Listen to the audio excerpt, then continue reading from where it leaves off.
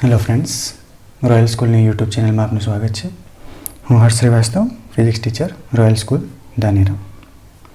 તો મિત્રો, આજના લેક્ચરમાં આપણે બે અગત્યના ઉદાહરણ 1.6 અને 1.7નો અભ્યાસ કરીશું। તો મિત્રો, ઉદાહરણ 1.6માં તમને એક આકૃતિ આપવામાં આવેલી છે અને તેમાં તમે જોઈ શકો છો કે એક સમબાજુ ત્રિકોણ આપવામાં આવેલો છે, ત્રિકોણ ABC। હવે આ સમબાજુ ત્રિકોણમાં તમને ત્રણ વિદ્યુતભારો Q1, Q2 અને Q3 કે જેમના મૂલ્યો અને સંજ્ઞા બંને સમાન હોય તેવા વિદ્યુતભારોને આ સમબાજુ ત્રિકોણના ત્રણેય શિરોબિંદુઓ પર મૂકેલા છે। તો મિત્રો, તમને પૂછવામાં આવે છે કે જો ત્રિકોણના કેન્દ્ર પર જો કોઈ વિદ્યુતભાર કેપિટલ Qને મૂકવામાં આવે તો તેના પર લાગતું જે પરિણામી બળ છે એ તમારે શોધવાનું છે, બરાબર? તો અહીંયા આપણે શું કરવું પડશે? તો આપણે જે સંપાતપણાના સિદ્ધાંતનો અભ્યાસ કર્યો તેનો ઉપયોગ કરવો પડશે, કારણ કે તમે જોઈ શકો છો અહીંયા એક વિદ્યુતભાર પર બાકીના ત્રણ વિદ્યુતભારો વડે બળ લાગે છે। તો અહીંયા આપણે સંપાતપણાના સિદ્ધાંતનો ઉપયોગ કરીને કેપિટલ Q પર કે જેને ત્રિકોણના કેન્દ્ર પર રાખેલો છે તેના પર કેટલું બળ લાગે છે એ શોધીશું, બરાબર મિત્રો? તો જુઓ, સૌથી પહેલાં આપણે જોઈ શકીએ છીએ કે આ ચારેય વિદ્યુતભારો Q1, Q2, Q3 અને કેન્દ્રમાં જે કેપિટલ Q વિદ્યુતભાર મૂકેલો છે એ ચારેય વિદ્યુતભારો કેવા છે? ધન વિદ્યુતભારો છે। તો એ પૈકી કોઈ પણ બે વિદ્યુતભારોને જો આપણે ધ્યાનમાં લઈશું તો એ બે વિદ્યુતભારો શું કરશે? એકબીજાને અપા કરશે, બરાબર? તો સૌથી પહેલાં આપણે એમના જે બળની દિશા છે એ દર્શાવી દઈએ કે અહીંયા Q1, Q2 અને Q3 કેપિટલ Q પર કઈ દિશામાં બળ લગાવે છે તે આપણે દર્શાવી દઈએ। તો જુઓ, સૌપ્રથમ હું Q2 દ્વારા કેપિટલ Q વિદ્યુતભાર પર કઈ દિશામાં બળ લાગે છે એ દર્શાવું છું, પણ તે પૂર્વે આપણે આ જે કેપિટલ Q વિદ્યુતભાર છે એને આપણે Q4 કહી દઈએ છીએ। તો હું આ કેપિટલ Q વિદ્યુતભારને કહી દઉં છું Q4, બરાબર? તો જુઓ, એમના પર Q4 વિદ્યુતભાર પર બાકીના ત્રણ વિદ્યુતભારો વડે લાગતા જે બળની દિશાઓ છે આપણે સૌપ્રથમ દર્શાવીએ છીએ। તો સૌથી પહેલાં Q2 વિદ્યુતભાર વડે Q4 વિદ્યુતભાર પર જે બળ લાગે છે એની દિશા હું દર્શાવું છું। તો એ દિશા આ દિશા હશે, કારણ કે બંને એકબીજાને અપા કરશે છે। તો અપા કરશે તો જે એમની બળની દિશા છે શું હશે? બહાર જતી દિશામાં હશે, આ રીતે। તો જુઓ,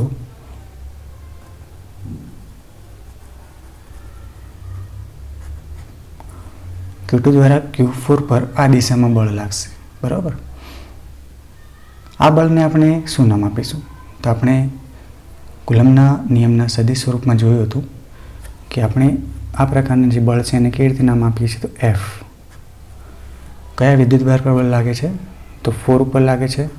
કોના દ્વારા લાગે છે? 2 દ્વારા લાગે છે।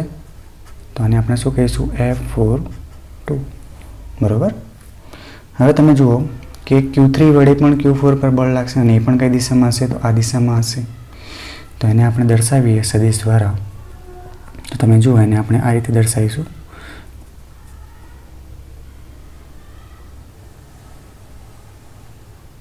બરાબર? તો Q3 દ્વારા Q4 પર આ દિશામાં બળ લાગશે અને એ બળને આપણે શું નામ આપીશું? તો F। કયા વિદ્યુતભાર પર લાગે છે? Q4 પર લાગે છે। કોના દ્વારા લાગે છે? Q3 દ્વારા લાગે છે। તો એને આપણે લખીશું F4 3। હવે કોનો વારો? તો Q1 નો વારો। તો Q1 Q4 પર કઈ દિશામાં બળ લગાવશે? તો નીચેની દિશામાં બળ લગાવશે। તો એને આપણે આ રીતે દર્શાવીશું, બરાબર? તો આ બળને આપણે શું નામ આપીશું? તો F। કોના પર લાગે છે? 4 ઉપર લાગે છે। કોણ લગાડે છે? 1 લગાડે છે।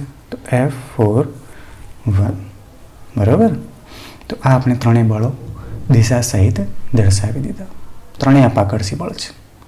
તો હવે મિત્રો, આ જે વચ્ચેની આકૃતિ છે કે જેનો આપણે હવે ઉપયોગ કરવાનો છે એને હું અહીંયા નીચે થોડી મોટી કરીને દર્શાવી દઉં જેથી આપણે જોવામાં સરળતા રહે। તો તમે જુઓ કે આ આપણું કેન્દ્ર, આ દિશામાં કયું બળ છે? આ દિશામાં છે F4 2। આ દિશામાં કયું બળ છે? તો આ દિશામાં છે F4 3 અને F4 કઈ દિશામાં છે તો એક્ઝેક્ટ નીચેની દિશામાં છે, એને આપણે કહીશું F4 1. બરાબર. તો જો મિત્રો અહીંયા સૌથી પહેલાં આપણે શું કરવું પડશે, તો સૌથી પહેલાં આપણે આ F4 2 અને F4 3 જે બળ મેં દર્શાવેલા છે એમનું પરિણામી બળ શોધવું પડશે. અને એ આપણને કેવી રીતે મળશે, તો તમે જાણો છો કે જ્યારે બે સદિશોનો આપણે સરવાળો કરવો હોય તો એના માટે આપણે કોનો ઉપયોગ કરીએ છીએ, તો સમાંતર બાજુ ચતુષ્કોણની રીતનો ઉપયોગ કરીએ છીએ. તો અહીંયા પણ આપણે શું કરવું પડશે, સમાંતર બાજુ ચતુષ્કોણની રીતનો ઉપયોગ કરવો પડશે. તો જો સમાંતર બાજુ ચતુષ્કોણની રીતનો ઉપયોગ કરીએ તો આપણે અહીંયા સૌથી પહેલાં આ સદિશને સમાંતર સદિશ અહીંયા દોરવો પડશે. બરાબર. એ જ પ્રમાણે આ જે સદિશ છે એને સમાંતર સદિશ આપણે અહીંયા દોરીશું. સદિશ એટલે કે તમારે એક રેખા દોરવાની છે અને જે ચતુષ્કોણ છે પૂરો કરવાનો છે. તો આ રીતે ચતુષ્કોણ પૂરો થશે. તો આ જે ચતુષ્કોણ છે એનું વિકર્ણ એટલે કે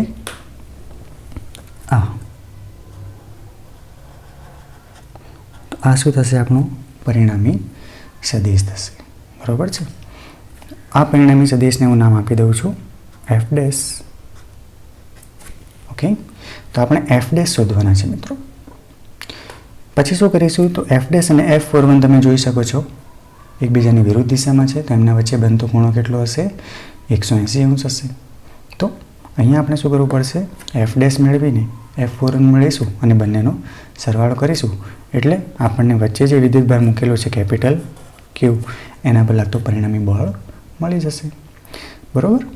તો જો સૌથી પહેલાં અહીંયા આપણે ત્રિકોણમાં ફરીથી જઈએ તો ત્રિકોણમાં કેન્દ્રથી એના શિરોબિંદુઓનું જે અંતર છે એ સમાન છે. બરાબર. તો એ અંતરને આપણે સરળતા ખાતર કહી દઈએ છીએ R. બરાબર.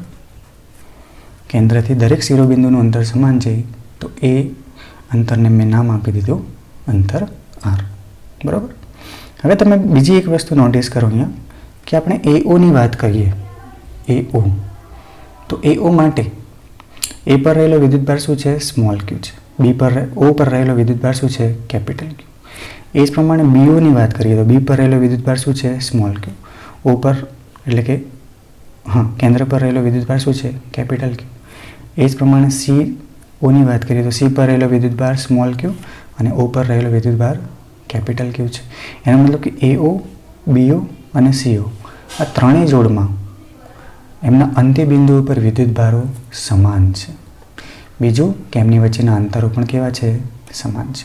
AO, BO અને CO આપણે શું લીધેલું છે, તો R લીધેલું છે. તો સૌથી પહેલાં આપણે અહીંયા દાખલાની શરૂઆતમાં લખી દઈએ કે ધારો કે AO બરાબર BO બરાબર CO બરાબર લઈ રહીએ છીએ R. બરાબર. ચલો હવે આપણે શું કરીશું, તો AO, BO અને CO માટે જે અંત્યબિંદુઓ પર વિદ્યુતભારો છે સમાન મૂલ્યના છે એટલે કે AO, BO અને CO માટે જે વિદ્યુતભારોના મૂલ્યો હશે એ પણ કેવા હશે, સમાન હશે. બરાબર છે. તો આપણે સૌથી પહેલાં આ ત્રણેય બળોના જે મૂલ્યો છે એ દર્શાવી દઈએ. તો બળ F41, F42 અને F43 બરાબર. તો કોઈ એક બાજુ લઈ લઈએ આપણે, ધારો કે AO બાજુ લઈ લઈએ તો બે વિદ્યુતભારો વચ્ચે લાગતા વિદ્યુત બળનું સૂત્ર આપણે જાણીએ છીએ શું છે, K Q1 Q2/R². તો લખીશું K Q1 તરીકે શું છે, સ્મોલ q, Q2 તરીકે કેપિટલ Q અપોન એમના વચ્ચેના અંતરનો વર્ગ એટલે કે R નો વર્ગ. એ જ પ્રમાણે BO માટે તમે વાત કરશો તો એના માટે પણ આ સમીકરણ એનું એ જ આવશે કે Q1 તરીકે Q, Q2 તરીકે કેપિટલ Q અપોન R². એ જ પ્રમાણે CO માટે પણ તમે જુઓ આ સમીકરણ મળશે કે Q1 તરીકે Q, સ્મોલ q, Q2 તરીકે કેપિટલ Q અપોન એમના વચ્ચેના અંતરનો વર્ગ. બરાબર મિત્રો. તો ચલો હવે આપણે આગળ વધીએ. આપણે સરળતા ખાતર આ બળનું નામ આપી દઈએ છીએ F. બરાબર, એટલે કે F41 is equal to F42 is equal to F43 is equal to F. બરાબર. તો હવે મિત્રો આપણે જે F43 અને F42નું જે પરિણામી શોધવાનું છે એની વાત કરીએ. તે પરિણામી મેં અહીંયા આકૃતિમાં દર્શાવી દીધું છે. શું છે? F dash. હવે તમે સમાંતર બાજુ ચતુષ્કોણની રીતમાં જાણતા જશો કે આપણે બે જે સદિશો હોય છે એમનું સમાંતર બાજુ ચતુષ્કોણની રીત પ્રમાણે જે પરિણામી છે કેવી રીતે મેળવીએ છીએ. ધારો કે તમને બે સદિશો આપેલા છે A અને B, અને તમારે જો એમનું પરિણામી સદિશ મેળવવું છે તેના માટે આપણી રીત શું છે? તો વર્ગમૂળમાં A² વત્તા B² વત્તા 2AB cos થીટા. બરાબર. તો આપણે એ સૂત્રનો અહીંયા ઉપયોગ કરવાનો છે. તો અહીંયા તમે A તરીકે સદિશ F43 લઈ લો, B તરીકે સદિશ F42 લઈ લો, અને એમનું પરિણામી શું છે? F dash. બરાબર. હવે આપણા સૂત્રમાં આપણને F43 અને F42 વચ્ચેના ખૂણાની જરૂર પડશે. તો એનો ખૂણો કેટલો થશે? તો જુઓ, ખૂણો શોધવો અતિ ઘણો સિમ્પલ છે. તમે જોઈ શકો છો કે એક સમબાજુ ત્રિકોણ છે. સમબાજુ ત્રિકોણના ત્રણેય ખૂણાઓ 60ના હોય છે. બરાબર. તો તમે આ ખૂણો જુઓ, ખૂણો OBC એ કેટલો થશે? 30નો થશે. એ જ પ્રમાણે ખૂણો OCB એ પણ કેટલો થશે? 30 અંશ જ થશે. તો મિત્રો કહી શકો કે BOC કેટલો થશે આ ખૂણો? તો ત્રિકોણમાં ત્રણેય ખૂણાઓનો સરવાળો 180. તો તમે જુઓ, આ પણ એક ત્રિકોણ છે BOC, તેના પણ ત્રણેય ખૂણાઓના માપનો સરવાળો શું થવો જોઈએ? 180. તો આ બે ખૂણાઓ 30-30ના મળે, એટલે કે એમનો સરવાળો 60 છે. તો આ જે ખૂણો બાકી રહ્યો BOC એ કેટલાનો હશે? તો 120 અંશ. બરાબર. તો તમે જુઓ કે આ જે ખૂણો છે એની સામેનો ખૂણો છે. બરાબર. તો સામેનો ખૂણો પણ શું હોય? સમાન જ હોય ને. તો આ પણ કેટલો હશે? 120. બરાબર. તો અહીંયા F43 અને F42 વચ્ચેનો ખૂણો આપણને કેટલો મળે છે? 120 અંશ. બરાબર. તો ચલો હવે આપણે F43 અને F42નો પરિણામે શોધીએ. તો હવે સદિશ F42 અને સદિશ F43નો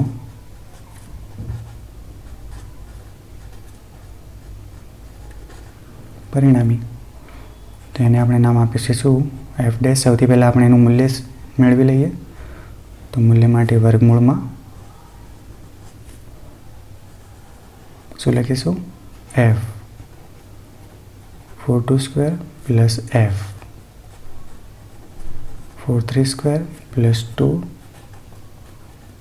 F42 F43 cos થીટા. તો વર્ગમૂળમાં ચલો F42 તરીકે તમે જોઈ શકો છો શું છે? F એટલે કે Fનો સ્ક્વેર વત્તા F43 તરીકે પણ શું છે? F. તો Fનો સ્ક્વેર વત્તા 2 F42 તરીકે પણ F અને F43 તરીકે પણ F. તો F ઇન્ટુ F શું થઈ જશે? F² cos થીટાની જગ્યાએ શું મૂકીશું? 120 અંશ. બરાબર. તો ચલો આગળ સાદું રૂપ આપીએ. તો વર્ગમૂળમાં F² વત્તા F² શું થઈ જશે? 2F² plus 2F². હવે cos 120, તો cos 120નું મૂલ્ય તમને કદાચ મેળવતા આવડતું જ હશે, અને હું પણ અહીંયા દર્શાવી દઉં. cos 120 કેવી રીતે મેળવવાના છે? તો cos 120 મેળવવા માટે cos 120 બરાબર cos 120ના આપણે બે ભાગ પાડીએ તો 90 વત્તા 30 થશે. બરાબર. હવે 90 હોય તો વિધેય બદલાઈ જાય છે. શું થઈ જાય છે? સાઇન થઈ જાય. અને 30 અંશને આપણે એમને એમ રાખીશું. હવે આગળ પ્લસ લેવું કે માઇનસ લેવું તો તેનો આધાર રહેલો છે ચરણ પર. તો હવે જો અહીંયા 90 વત્તા 30 એટલે કે 120 અંશ. 120 અંશ કયા ચરણમાં આવે? તો બીજા ચરણમાં. અને બીજા ચરણમાં cos વિધેય કેવું હોય છે? ઋણ હોય છે. તો આગળ શું મૂકી દઈશું? માઇનસ, તો જવાબ આવશે -1/2. તો અહીંયા આપણે cos 120ની જગ્યાએ મૂકીશું -1/2. બરાબર. તો જો આ 2 કેન્સલ થઈ જશે, તો વર્ગમૂળમાં શું રહેશે? તો 2f². આનું માઇનસ આગળ મૂકી દઈએ તો -f², એટલે કે વર્ગમૂળમાં 2f² - f², તો f², અને f નો વર્ગ અને વર્ગમૂળ નીકળી જશે, તો જવાબ શું આવશે? f. તો માટે f' બરાબર આપણને શું મળે છે? f. બરાબર મિત્રો. તો F42 અને F43નું પરિણામી આપણને શું મળે છે? f મળે છે. હવે વાત આવે છે F41ની. તો F41 તો આપણે ઉપર મેળવેલા જ છે. કેટલા છે? F41 બરાબર f છે. બરાબર. તો તમે જુઓ કે અહીંયા f' અને F41ના મૂલ્યો સમાન છે. બરાબર ને? બીજું કે એમની દિશા કેવી છે? વિરુદ્ધ છે. તો તમે જાણો છો કે બે સમાન મૂલ્યના પરસ્પર વિરુદ્ધ દિશાના જે સદિશો છે એ શું કરે છે? એકબીજાની અસર નાબૂદ કરી નાખે છે. તો તે જ પ્રમાણે અહીંયા સદિશ f' અને સદિશ F41 પણ પોતાની અસર શું કરી નાખશે? નાબૂદ કરી નાખશે. એટલે કે કેન્દ્ર પર મૂકેલો કેપિટલ કે વિદ્યુત ભાર છે એ કોઈ પણ બળ અનુભવશે નહીં. તો લખીશું છેલ્લે કે અહીં f' અને F41 સમાન મૂલ્યના તેમજ વિરુદ્ધ દિશામાં હોવાથી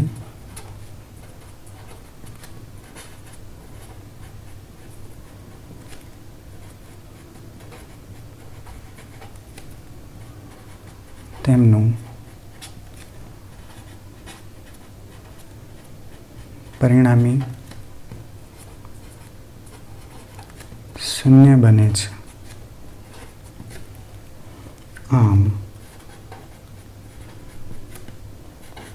કેપિટલ Q વીજભાર પર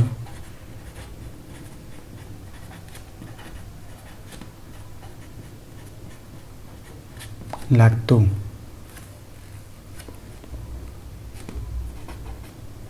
બળ શૂન્ય થાય છે. બરાબર મિત્રો. તો ખૂબ જ સરળ દાખલો છે. બરાબર. માત્ર દિશાઓનું ધ્યાન રાખવાનું છે. ઓકે.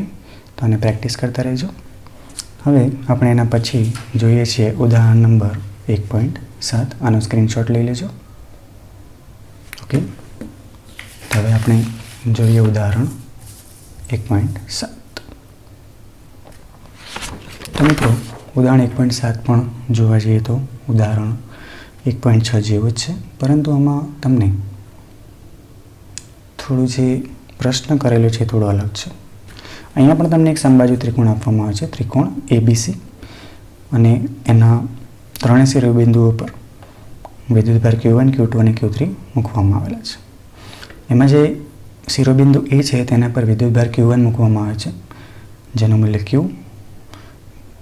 B પર Q2 વિદ્યુતભાર મૂકવામાં આવે છે, જેનું મૂલ્ય પણ Q છે, અને C પર જે Q3 વિદ્યુતભાર મૂકવામાં આવે છે તેનું મૂલ્ય છે -Q. બરાબર. એટલે કે બે ધન વિદ્યુતભારો અને એક ઋણ વિદ્યુતભાર આપવામાં આવ્યો છે. તો મિત્રો અહીંયા તમને પૂછવામાં આવે છે કે આ ત્રણેય વિદ્યુતભારો પર કેટલું બળ લાગશે. તો સરળ છે. અહીંયા પણ આપણે શું કરવું પડશે? સંપાતપણાના સિદ્ધાંતનો ઉપયોગ કરવો પડશે. સૌપ્રથમ Q1 માટે, પછી Q2 માટે અને છેલ્લે Q3 માટે. તો જુઓ અહીંયા Q1ની વાત કરીએ તો Q1 પર Q2 અને Q3 દ્વારા બળ લાગે છે. તો આપણે Q1 પર Q2 વડે કેટલું બળ લાગે છે એ શોધીશું, Q3 વડે કેટલું બળ લાગે છે એ શોધીશું, અને પછી બંનેનો સદિશ સરવાળો કરીશું. એ જ પ્રમાણે Q2 અને Q3 માટે પણ ગણતરીઓ કરીશું. તો ચલો શરૂઆત કરીએ. તો સૌથી પહેલાં વાત કરીએ Q1ની. તો Q1 પર તમે જુઓ કે Q2 બળ લગાડશે. હવે Q1 અને Q2 કેવા વિદ્યુતભારો છે? ધન વિદ્યુતભારો છે. એટલે એમની વચ્ચે શું લાગશે? અપાકર્ષી બળ લાગશે. એટલે કે Q2 Q1ને અપાકર્ષે આ દિશામાં. બરાબર. તો અહીંયા Q1 પર Q2 વડે જે લાગતું બળ છે એ આ દિશામાં હશે. એને આપણે કહી દઈશું F1 2. બરોબર. ચલો હવે Q3ની વાત કરીએ તો Q3 અને Q1 એ વિજાતીય વિદ્યુતભારો છે. Q3 માઇનસ Q છે, Q1 પ્લસ Q છે. તો Q3 શું કરશે? Q1ને પોતાની તરફ આકર્ષશે, એટલે કે આ દિશામાં. તો Q3 દ્વારા Q1 પર જે બળ લાગશે એ આ દિશામાં લાગશે. એને આપણે સંકેતમાં શું કહીશું? F1 3. બરાબર. તો ચલો હવે આપણે આ બંનેનો પરિણામી મેળવવાનો છે. પરિણામી મેળવવા માટે મેં કીધું એમ શાનો ઉપયોગ કરવો પડશે? સમાંતર બાજુ ચતુષ્કોણની રીતનો. તો આને સમાંતર રેખા અહીંયા દોરીશું આપણે, અને આને સમાંતર અહીંયા. હવે એમનું પરિણામી ક્યાં મળશે? તો એક્ઝેક્ટ વિકર્ણની દિશામાં. અને જે પરિણામી મળે છે એને આપણે કહી દઈએ F1. કેમ F1 નામ આપ્યું? કારણ કે Q1 પર લાગે છે એટલા માટે. ચલો એ જ પ્રમાણે Q2 માટે. તો Q2 પર Q1 અને Q3 થી બળ લાગશે. Q2 અને Q1 ધન વિદ્યુતભારો છે, તો બંને વચ્ચે અપાકર્ષી બળ લાગશે. Q1 Q2ને આ દિશામાં બળ લગાડશે. તો એનું સદિશ આ રીતે આવશે. એને આપણે નામ આપી દઈએ F21. બરાબર. હવે Q3 અને Q2, તો Q3 અને Q2 વિજાતીય વિદ્યુતભારો છે, તેમની વચ્ચે શું લાગશે? આકર્ષી બળ. તો Q3 Q2ને પોતાની તરફ આકર્ષશે આ રીતે. બરાબર. તો એને આપણે નામ આપીશું F23. બરાબર. હવે શું કરીશું? તો સમાંતર બાજુ ચતુષ્કોણ. તો આને સમાંતર રેખા અહીંયા દોરીશું, આને સમાંતર રેખા અહીંયા દોરીશું, અને આ એમનું વિકર્ણ. બરાબર. ચલો હવે Q3. તો Q3 ઋણ વિદ્યુતભાર છે, Q1 ધન વિદ્યુતભાર છે. તો Q1 Q3ને આકર્ષશે. કઈ દિશામાં? આ દિશામાં. એને આપણે કહી દઈશું F31. ચલો હવે Q2 અને Q3ની વાત કરીએ. તો Q2 અને Q3 શું છે? વિજાતીય વિદ્યુતભારો છે. તો Q2 Q3ને શું કરશે? આકર્ષશે. કઈ દિશામાં? આ દિશામાં. એને આપણે કહી દઈશું F32. ચલો એમનું પરિણામી આપણને ક્યાં મળશે? તો એમનું પરિણામી મેળવવા માટે સમાંતર બાજુ ચતુષ્કોણ દોરીએ. બરાબર. એક રેખા આ અને બીજી રેખા આ, અને એમનું જે પરિણામી છે આપણને એક્ઝેક્ટ આમ મળશે.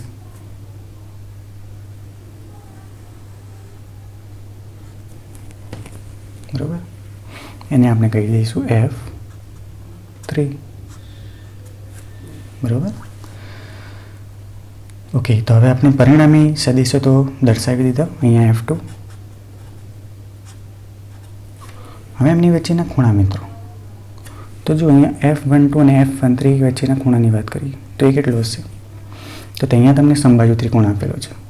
તો સમબાજુ ત્રિકોણનો આ ખૂણો કેટલાનો હશે? તો 60નો હશે. તો આ ખૂણો કેટલાનો તમે જોઈ શકો? આખો ખૂણો 180નો છે. બરાબર છે. તો આ ખૂણો કેટલાનો હશે? તો 120 અંશ. ચલો એના પછી વાત કરીએ તો આ ખૂણો કેટલાનો છે? 60નો. આ ખૂણો કેટલાનો હશે? 120.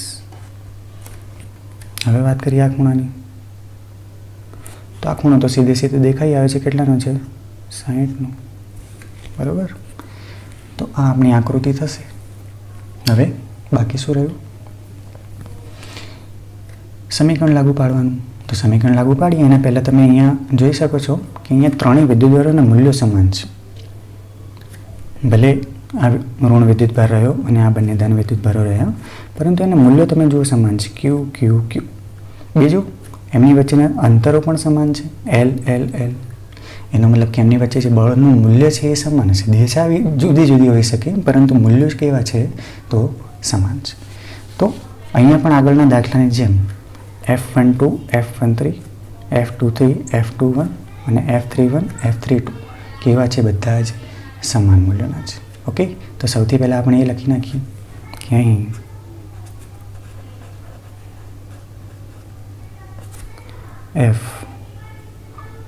F12 बराबर F13 बराबर F21 बराबर F23 बराबर F31 बराबर F32 बराबर।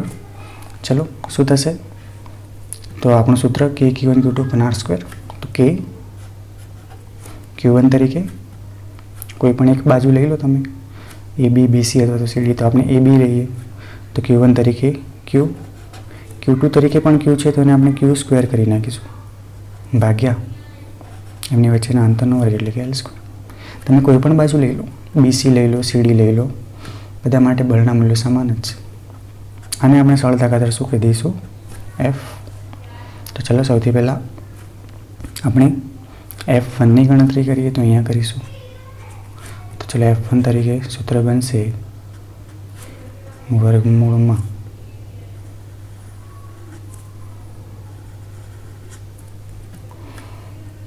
चलो F1 कोनो परिणामी है F12 ने F13 नो, तो F12 नो स्क्वेर प्लस F13 नो square plus 2 F12 F13 cos theta. तो चलो हवे बधा मूल्य मूकी दीए। तो वर्गमूल में F12 स्क्वेर एटले के F square plus F13 square एटले पण F square plus 2 F12 F13 F into F शू थई जशे 12 स्क्वेर cos थीटा की जगह शू मूकी दईशुं 120 अंश। तो F स्क्वेर वत्ता F स्क्वेर 2F स्क्वेर वत्ता 2F स्क्वेर cos 120 मूल्य शू मूकीशुं -1/2। आगळना दाखला में मैं तमने समझाव्युं। तो 2 2 केन्सल थई जशे तो शू रहेशे वर्गमूल में 2F square minus F square एटले वर्गमूल में F स्क्वेर। तो F नो वर्ग अने वर्गमूल निकली जशे, जवाब शू आवशे F। अने F कोना बराबर छे K Q square upon L square बराबर। अने दिशा सहित जणाववुं होय तो शुं जणावी शकीए? तेनुं मूल्य F अने दिशा। तो तमे जुओ कि आ F1 जे सदिश छे ए कोने समांतर छे? आ दिशाने समांतर छे, त्रिकोणनी BC रेखाने समांतर छे, बराबर। तो लखीशुं BC नी दिशामां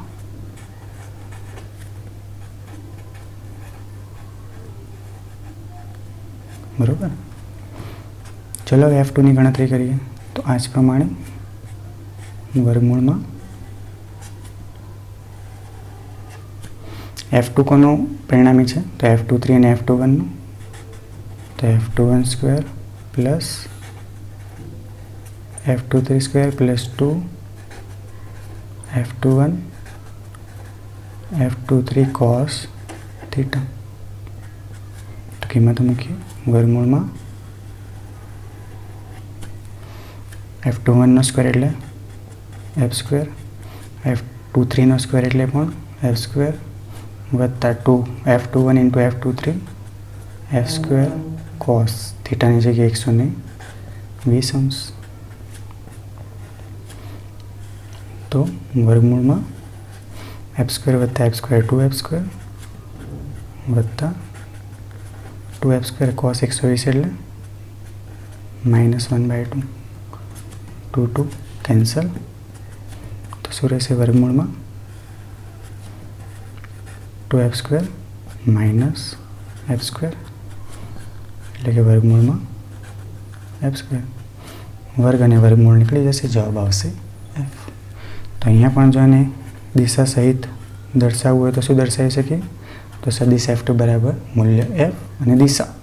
તમે જુઓ F2 સદિશ કોને સમાંતર છે? તો ત્રિકોણની બાજુ AC ને સમાંતર છે, તો લખીશું AC ની દિશામાં. બરાબર. હવે શું બાકી રહ્યું? F3. તો હવે F3 ની ગણતરી કરીએ.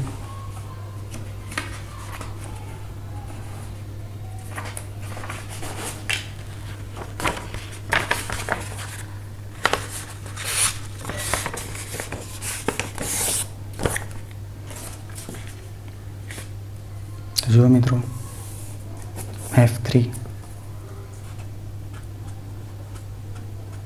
તો F3 બરાબર વર્ગમૂળમાં F 3(1) square plus F 3(2) square plus 2 F31 F32 cos θ